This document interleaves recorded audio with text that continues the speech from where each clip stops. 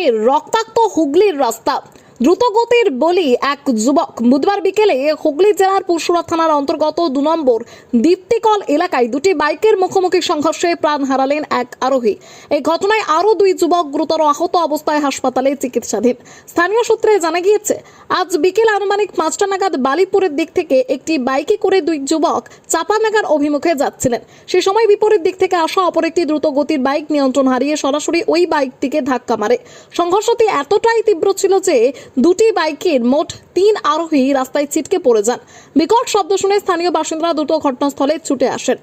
তারা এই উদ্ধার কাজে হাতে লাগান এবং প্রত্যক্ষদর্শীদের মতে ঘটনাস্থলে এক যুবকের মৃত্যু হয়। খবর পেয়ে দ্রুত ঘটনাস্থলে পৌঁছায় পুরসুরা থানার পুলিশ। বাকি দুজনকে রক্তাক্ত ও আশঙ্কাজনক অবস্থায় উদ্ধার করে স্থানীয় হাসপাতালে নিয়ে যাওয়া হয়েছে। মৃত যুবকের পরিচয় জানার চেষ্টা করছে পুলিশ।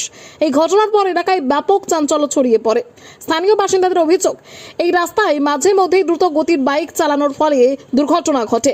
পুলিশ ঘাতক বাইক দুটিকে আটক করেছে এবং দুর্ঘটনার প্রকৃত কারণ খতিয়ে দেখতে তদন্ত শুরু হয়েছে। দুটো বাইক, একটা বালিপুর থেকে যাচ্ছিল, একটা তারকেশ্বর দিক থেকে আসছিল। দুটো বাইক সামনাসামনি সংঘর্ষ হয়, বিকট আওয়াজ হয়।